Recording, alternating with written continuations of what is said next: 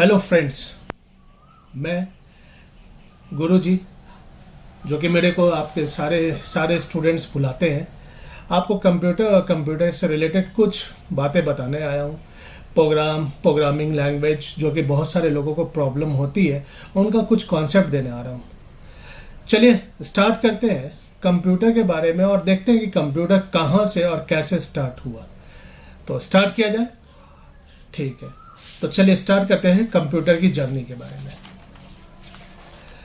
सबसे पहले हम लोग जब बात करते हैं जर्नी, बहुत सारे बुक्स में लिखा हुआ है इवोल्यूशन ऑफ कंप्यूटर, लेकिन मैं यहाँ पे से बात करूँगा कि एक जर्नी है जहाँ कैलकुलेटर से कंप्यूटर कैसे कन्वर्ट हो गया और क्या उसके पीछे कहानियाँ हुई, कितने सारी घटनाएं हुई, क्या क्या एक्सपेरिमेंट हुए, क्या क्या बने चीज़ें, उन सारे बातों के बारे में जानने की कोशिश करते हैं।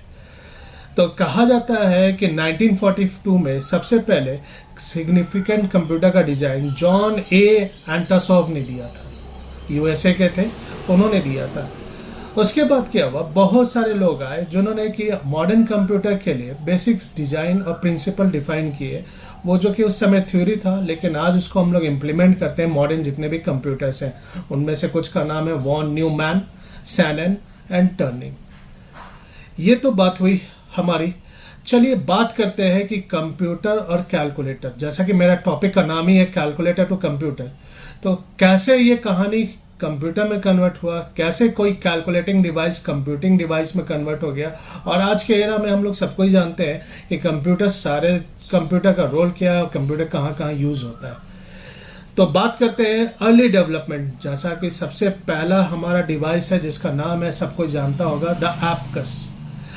एबकस को फर्स्ट कैलकुलेटिंग डिवाइस कहा जाता है, ठीक है। इसे बोला जाता है कि सबसे पहले एबकस का यूज जो करते थे वो ग्रीक्स और रोमन्स किया करते थे, और इसका सबसे पहला सिग्निफिकेंट डिजाइन का जो श्रेय जाता है, कंट्रीब्यूशन होता है, वो चाइनीज का होता है। एबकस, बहुत सारे लोग, बहुत सारी किताबें ये कहती हैं कि एबकस नाम का एक वहाँ का कोई एक आदमी था जिसने एबकस का डिफाइन किया था, लेकिन जहाँ तक मेरा नॉलेज अब मेरे को मिला है, उन सारे बातों को देखते हुए मेरे को लगता है, मैंने जो बातें पढ़ी है उनके अनुसार एबकस एक चाइनीज वर्ड है जिसका मतलब होता है सॉनपान। सॉनपान का मतलब होता है काउंटिंग बोर्ड, काउंटिंग, यानी कि हम लोग किसी भी चीज़ को काउंट कर सकते हैं। एबकस क्या होता है, बहुत सारे लोगों ने देखा होगा, आपने भी देखा होगा, स्कूल में भी देखा होगा, बहुत जगह पे भी देखते होंगे। एबकस एक रेक्टेंगुलर वुडन फ्रेम हुआ करता था जिसमें हॉरिजॉन्टल रॉड्स लगे रहते थे, और रॉड्स के अंदर में बहुत सारे बर्ड्स लगे रहते थे, बीड्स लगे रहते थे। बीड्स कहने का मतलब क्या हो गया, बीड्स कहने का मतलब हो गया चने का दाना हो गया, मोती हो सकता है, कोई आपका रत्न हो सकता है, कोई जम्स हो सकता है, कुछ भी हो सकता है, वो लगे रहते थे। और उनके पोजीशंस को चेंज करके हम लोग क्या करते थे, किसी भी चीज़ को ऐड या सब्ट्रैक्ट कर सकते हैं। आज भी एबकस का यूज़ चाइना में, रशिया में, जापान में और इंडिया में होता है। बात करते हैं नेपियर बोन मशीन्स की। बात है 1600 की, मिड 1600 में जॉन नेपियर नाम के मैथमेटिशियन होते थे। उन्होंने क्या किया कि भाई एक कैलकुलेटर बनाया जो क्या करता था, डिवाइड और मल्टीप्लिकेशन का काम करता था, सिंपल लॉगरिथम के प्रिंसिपल को यूज़ करके। जैसा कि यहाँ पे एग्जांपल है, अगर मान लीजिए मेरे को a को b से डिवाइड करना है, तो हम क्या करते हैं, लॉग में log 10 base 10 a divided by b, अगर उसको लिखना होता तो log 10 a minus log 10 b, जिसका रिजल्ट c होता था। सिमिलरली अगर हमें मल्टीप्लाई करना होता है तो हम क्या करते हैं, log 10a into log 10b, और उसको हम लिखने के लिए हम लोग क्या करते हैं, log a plus log 10b, उसका रिजल्ट भी हमारा क्या होता था, c होता था। इस कारण से ये उन्होंने मशीन बनाया, और ये कोई मैकेनिकल मशीन नहीं था, मैन मेड मशीन था, मैनुअल था, इसमें लोग मैनुअल काम करते थे। आखिर बात होती है कि इसका नाम बोन मशीन क्यों पड़ा, बोन कहाँ से आ गया, जॉन नेपियर के नाम में तो बोन कहीं था नहीं। तो कहा यह जाता है कि उस समय बहुत सारे मशीन्स और मटेरियल्स नहीं बने थे, तो बोन साहब ने क्या किया था, बहुत सारे बोन्स का, जॉन नेपियर ने बहुत सारे बोन्स का यूज़ किया था, ह्यूमन बोन्स का यूज़ किया था उस डिवाइस को बनाने के लिए। अब जिंदा आदमी का तो ह्यूमन बोन्स नहीं यूज़ कर सकते थे, वो मरे हुए कब्रिस्तान में जाते थे, मरे हुए इंसान का हड्डी लेके आते थे रात को, और उससे वो मशीन को बनाया गया, इसलिए उनके मशीन को नाम दिया गया नेपियर बोन मशीन। उसके बाद क्या हुआ कि स्लाइड रूल डिवाइस बनाई। इसे बनाने वाले 1642 में फ्रेंच मैथमेटिशियन थे जिनका नाम था विलियम ऑर्चर्ड। ये भी मशीन सिंपल सा लॉगरिथम के प्रिंसिपल का यूज करके कैलकुलेशंस किया करता था, एडिशन या सब्ट्रैक्शन का, मल्टीप्लिकेशन का, डिवीजन का काम किया करता था। ये भी मशीन नेपियर बोन की मशीन की तरह होता था, लेकिन यहाँ पे नेपियर बोन की तरह बोन का यूज नहीं किया गया था, यहाँ पर स्लाइड रूल्स का यूज किया गया था। स्केल होते थे, स्केल को वो लोग क्या करते थे, स्लाइड करते थे और उसके थ्रू कैलकुलेशन हम लोग निकाला करते थे। बात होती है, असली बात की शुरुआत अब होती है जब हम लोग आते हैं पास्कलिन मशीन के बारे में या पास्कल मशीन्स के बारे में। 1642 में फ्रेंच के एक बहुत बड़े मैथमेटिशियन हुआ करते थे, नाम था ब्लेस पास्कल। उन्होंने क्या किया, पास्कलिन मशीन बनाया। पास्कलिन मशीन को कहा जाता है भैया ये रियल मैकेनिकल कैलकुलेटर है। मैकेनिकल वर्ड कहने का मतलब है आप इंस्ट्रक्शन दे दिया, वो ऑटोमेटिक कैलकुलेशंस को परफॉर्म कर रहा है। ऑटोमेटिक मीन्स कहने का मतलब है कि कुछ लीवर्स को चेंज करना होगा, वो कैलकुलेशन करना स्टार्ट कर देता था। तो मैकेनिकल मशीन था। यहाँ पे भी एडिशन सब्ट्रैक्शन के लिए उन्होंने क्या किया, व्हील लिया, रिंग का बहुत 8 रिंग रोटेटिंग व्हील्स लिए और उसके थ्रू वो क्या करते थे, कैलकुलेशन करते थे। व्हील्स कहने का मतलब आपने देखा होगा कि जैसे जैक लगे होते हैं, एक जैक दूसरे जैक को क्या कहता है, पकड़ा रहता है जैक, इस वे में अगर ये रोटेट करेगा तो साथ ही साथ ये भी रोटेट करेगा, तो इसके हम लोग बोलते हैं जैक। ठीक है, जैक का यूज किया था। ये प्रिंसिपल आज भी यूज किया जाता है गाड़ी में। जब हम लोग ओडोमीटर देखते हैं, ओडोमीटर भी यही है, पास्कलिन मशीन का ही है। ओडोमीटर का रूल आप लोग सबको ही जानते होंगे। ओडोमीटर क्या करती है, गाड़ी का स्पीड या माइलेज के बारे में बताती है। 1671 में पास्कलिन की मशीन को गॉटफ्रेड वॉन लेप्टेंज ने क्या किया और डेवलप किया, और उनका मशीन क्या करता था, एडिशन सब्ट्रैक्शन मल्टीप्लिकेशन डिवीजन तो करता ही था, साथ ही साथ वो निकाला करता था स्क्वायर रूट को भी। अब क्या होती है, बहुत इंपॉर्टेंट एक घटना इस बीच में चल रही होती है कि उस समय हम लोग जान रहे हैं कि टेक्सटाइल इंडस्ट्रीज बहुत ज़्यादा डेवलप्ड हो रहा था।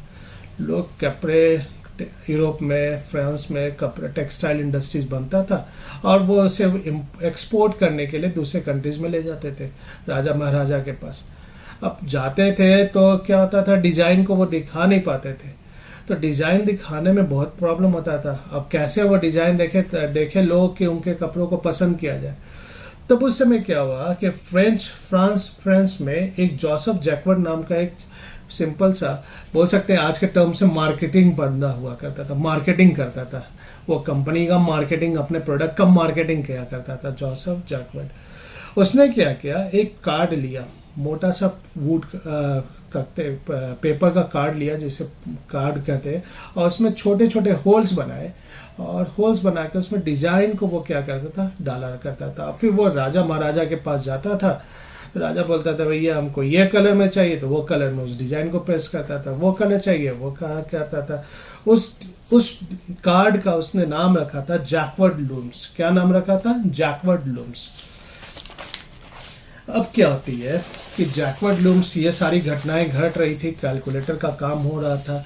तब उस समय इंग्लिश के एक बहुत बड़े मैथमेटिशियन इन्वर्टर हुआ करते थे 1812 में, जिनका नाम था चार्ल्स बेबेज। सबको इन्हें नाम सुना होगा, उन्हें फादर ऑफ कंप्यूटर भी कहा जाता है। लेकिन क्यों कहा जाता है इसके बारे में आज हम लोग जानेंगे और देखेंगे क्यों बोला जाता है।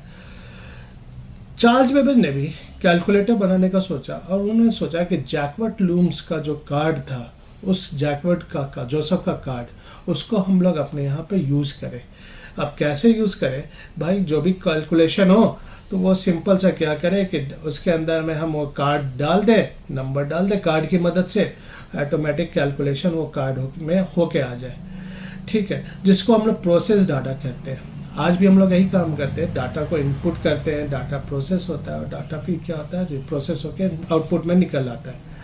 ठीक है, इन्होंने क्या किया, यही जो डाटा था भाई, अब वो कैलकुलेटर बनाने की कोशिश कर रहे थे, तो यही डाटा क्या हो रहा था कि उस आउटपुट के रूप में उस कार्ड में भी आ जा रहा था। तो कार्ड में जब वो आ जा रहा था, तो कार्ड में आ जाने के कारण वो मेमोरी में एक टाइप से सेव हो जा रहा था। और जानते हैं कि कंप्यूटर और कैलकुलेटर में जो सिग्निफिकेंट डिफरेंस होता है, वो यही डिफरेंस होता है कि भाई कंप्यूटर क्या करता है, किसी भी डेटा को स्टोर करके रख सकता है, आप उसे बाद में देख सकते हैं, लेकिन कैलकुलेटर में ऐसा नहीं हो सकता। इस कारण से कैलकुलेटर अब मॉडिफाई हो रहा था कंप्यूटर में, और उस कैलकुलेटर में क्या ऐड होने लगा, मेमोरी। क्या ऐड होने लगा, मेमोरी। बेबेज का जो पहला मशीन था उसका नाम था डिफरेंस इंजन। ये डिफरेंस इंजन का काम क्या होता था कि लॉगरिथम को कैलकुलेट करना, लॉगरिथम टेबल को कैलकुलेट करना। आप कोई भी वैल्यू डालिए, उसका लॉगरिथम वैल्यूज वो बता दिया करता था। डिफरेंस इंजन क्या होते थे, उसमें बहुत सारे लीवर लगे रहते थे, बहुत सारे लीवर आप समझते होंगे। आप अपने घर में जाते होंगे और इलेक्ट्रिसिटी बोर्ड को जैसा ध्यान देखिएगा तो वहाँ चेंजर होता है। चेंजर क्या करता है, फेज को चेंज करने में हेल्प करता है। वोल्टेज हाई हो गया तो आप फेज चेंज कर देते हैं, वोल्टेज कम हो गया तो फेज चेंज कर देते हैं। वैसे ही लीवर भी होता है, वो लीवर का यूज़ करते थे। और वो लीवर बिल्कुल टाइपराइटर मशीन की तरह होता था, जो सिंपल से जाके क्या करता था, डाटा को वहाँ प्रोसेस करता था। अब उस मशीन में बहुत सारे प्रॉब्लम होने लगे, सिंस कि वो मशीन में प्रॉब्लम ये होने लगा कि उस समय ऐसा मशीन बनाना पॉसिबल नहीं था, क्योंकि उतना साइंस एडवांस नहीं था, उतना लीवर बनाना मुश्किल था। तो इस कारण से बेबेज ने सोचा कि क्यों ना एक एनालिटिकल इंजन बनाया जाए। एनालिटिकल इंजन कहने का मतलब है कि भैया उसमें स्टोर प्रोग्राम पहले से हो। स्टोर प्रोग्राम कहने का मतलब है कि एडिशन, मल्टीप्लिकेशन, सब्ट्रैक्शन और डिवीजन का प्रोग्राम पहले से इनबिल्ट हो, आप केवल नंबर डालिए और ऑटोमेटिक वो कैलकुलेट हो जाए। भाई ये इसके लिए बहुत सारे से पंच कार्ड का यूज करना था। और आज भी एनालिटिकल इंजन के 4 कंपोनेंट थे, that is input device, output device, arithmetic unit और मेमोरी। इनपुट डिवाइस आज भी मॉडर्न कंप्यूटर में भी जितने भी हम लोग यूज़ करते हैं, इसी प्रोसेस का यूज़ करते हैं। पहले इनपुट डिवाइस होता है, आउटपुट डिवाइस होता है, अर्थमेटिक यूनिट होता है जिसे आप ALU कहते हैं, अर्थमेटिक लॉजिकल यूनिट, और मेमोरी यूनिट होता है जो कि क्या करता है, डाटा को स्टोर करता है। मॉडर्न कंप्यूटर में भी यही कॉन्सेप्ट होता है। इस कारण से बेबेज को कहा गया फादर ऑफ कंप्यूटर। बेबेज क्या हुआ कि बेबेज का एनालिटिकल मशीन बनाने में वो सक्सेस नहीं हो पाए, बेचारे बहुत सोचते रहे और इस बीच में उनकी डेथ हो गई। डेथ होने के कारण उनके काम को पूरा करने का सारा श्रेय उनके बेटे को, डेथ होने के कारण उनके काम का सारा का पूरा प्रोसेस श्रेय उनके बेटे को जाता है, जो वो जिसने कि एनालिटिकल मशीन को 1871 में कंप्लीट कर दिया। बेबेज का जब ये घटना, चार्ल्स बेबेज का घटना घट रहा था, तो उस समय उनकी एक स्टूडेंट हुआ करती थी, अगस्टा एडा बैरोन। एक बार बेबेज जब एनालिटिकल मशीन को बारे में सोच रहे थे, बैठ के सोच रहे थे, तो भाई कि अब हम कैसे करें, क्या करें, कहाँ करें। बहुत सारा किताब पढ़ने के बाद भी बहुत प्रॉब्लम हो रहा था, तो बैठ के सोच रहे थे। तो एडा बैरोन उनके पास आई और बोली कि भाई सर, आपको क्या प्रॉब्लम हो रहा है, आप क्या हो गया, आप इतने टेंशन में क्यों नजर आ रहे हैं? गुरुजी क्या प्रॉब्लम है, आपको कुछ तो प्रॉब्लम होगा, ठीक है। तो इससे उन्होंने बताया कि भाई अभी इलेक्ट्रिसिटी एज है, हम स्विच ऑन करते हैं, स्विच ऑन करने पे तुरंत का तुरंत क्या हो जाता है कि भाई तुरंत इलेक्ट्रिसिटी आ जाता है। हम चाहते हैं कि ऐसा मशीन बनाए कि सिंपल सा डाटा डाले और तुरंत हमको रिजल्ट निकल आए। भाई ये बात जब एडा ने सोचा तो उनको बहुत प्रॉब्लम होने लगा तो वो उन्होंने सोचा कि क्या किया जाए कि हम लोग ऐसा मशीन बना सके। तो वो भी बैठ के बहुत रिसर्च की, पढ़ी। फिर वो 3-4 दिन के बाद बेबेज के पास आती हैं और बोलती हैं कि 1600 में जॉर्ज बुली नाम के एक मैथमेटिशियन हुआ करते थे। उन्होंने बुलियन अलजेब्रा दिया था। बुलियन अलजेब्रा दिया था। बुलियन अलजेब्रा क्या था? कॉम्बिनेशन ऑफ 0 एंड 1, और इसके थ्रू वो कोई भी मैथमेटिकल वर्क को परफॉर्म कर सकते थे। वो आई एडा लवलेस, एडा आई बेबेज के पास, और उन्होंने कहा कि सर, करंट के वोल्टेज को अगर हम कंट्रोल कर सके, क्या कर सके? कंट्रोल कर ले। Control in sense high voltage and low voltage में तो हमारा काम हो सकता है। बेबेज ने पूछा कैसे? तो उन्होंने बोला कि हाई वोल्टेज को अगर हम 1 बोल दे और लो वोल्टेज को अगर 0 बोल दे तो कंप्यूटर मशीन समझ सकता है और काम कर सकता है। इस कारण से एडा को क्या बोला गया? First programmer of the world. भाई उनको बोला गया फर्स्ट प्रोग्रामर, वो फर्स्ट प्रोग्रामर थी। एडा क्या थी? बहुत फेमस उस समय इंग्लिश के पोएट हुआ करते थे, लॉर्ड बायरन, उनकी बेटी हुआ करती थी, और उन्होंने ही बाइनरी सिस्टम के बारे में बेबेज को बताया। और आज भी हम लोग जानते हैं कि कंप्यूटर बाइनरी सिस्टम पे वर्क करता है, हाई वोल्टेज या लो वोल्टेज पे वर्क करता है। यानी कि कंप्यूटर का डिजिटल अगर सिग्नल्स के बारे में बात करें तो कुछ ऐसा हम लोग देखते हैं, जब नीचे आया तो 0 और ऊपर आया तो, आज भी हम लोग देखते हैं कि कंप्यूटर में डिजिटल सिग्नल का यूज़ किया जाता है, बाइनरी सिंबल सिस्टम को बोला जाता है। तो हम लोग देखते हैं कि जब वो नीचे की तरफ आता है तो ये 0 होता है, ऊपर की तरफ होता है 1। यानी 1 कहने का मतलब क्या हो गया? High voltage. क्या हो गया आपका? High voltage. और 0 कहने का मतलब क्या हो गया? Low voltage. और इसी को हम लोग क्या बोलते हैं? Digital signal. एडा के नाम पे नया प्रोग्रामिंग लैंग्वेज रखा गया जिसे बोला गया एडा, उनके नाम पे। एडा को बोला जाता है काउंटेस ऑफ लवलेस। अरे भाई, काउंटेस ऑफ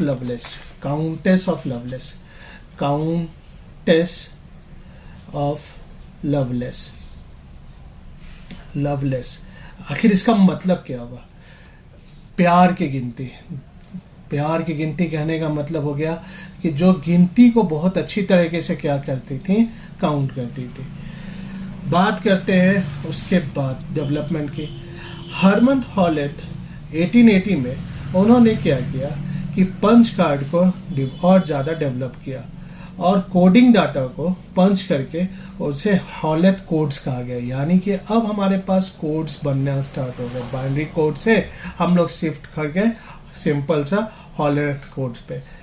उस कोड में 12 रो हुआ करते, कार्ड में 12 रो हुआ करते थे और 80 कॉलम्स हुआ करते थे। और फिर क्या हुआ? इस कंपनी ने फिर फर्दर डेवलपमेंट किया मशीन को, और यूएस गवर्नमेंट के लिए बहुत सारी मशीन्स को उन्होंने क्या किया? डेवलपमेंट बनाया, यूज़ किया। 1624 में इस कंपनी को एक नाम दिया गया IBM, जो आज भी हम लोग जानते हैं। 1624 नहीं, 1924 में इस कंपनी को एक नाम दिया गया IBM, और इसे हम लोग फुल फॉर्म बोलते हैं इंटरनेशनल बिजनेस मशीन। बाद में इस कंपनी के साथ बहुत सारी कंपनियां मर्ज हो गई। बात करते हैं एक बहुत फेमस व्यक्ति जिनका नाम था डॉक्टर हॉवर्ड आइकन के बारे में। हॉवर्ड आइकन ने मार्क 1 मशीन बनाया था। ये पहला ऑटोमेटिक कैलकुलेटर मशीन था। ऑटोमेटिक मीन्स कि ऑटोमेटिक, अब आपको कोई भी मैनुअल काम करने की जरूरत नहीं है, कोई भी इलेक्ट्रॉनिक्स नहीं, नो इलेक्ट्रॉनिक्स, कुछ भी नहीं। ऑटोमेटिक कैलकुलेशंस का काम करते थे। वो सिंपल क्या करते थे? पंच कार्ड में होल्स बना के इंसर्ट करते थे डेटा को, और डाटा को वो क्या करते थे? लेके आते थे। फिर बात करते हैं एक्रेट मुचले की।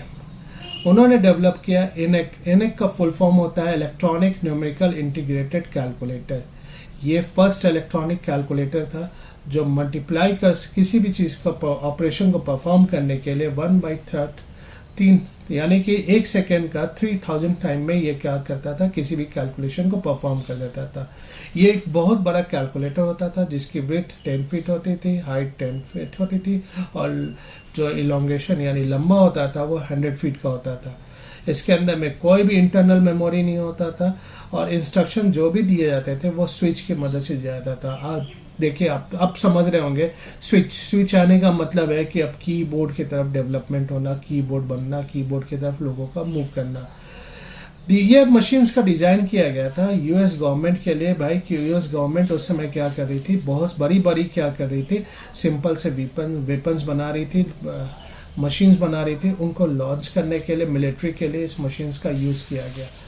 और लास्ट में हम लोग बात करते हैं वॉन न्यूमैन, इनको father of modern operating system भी कहा गया है।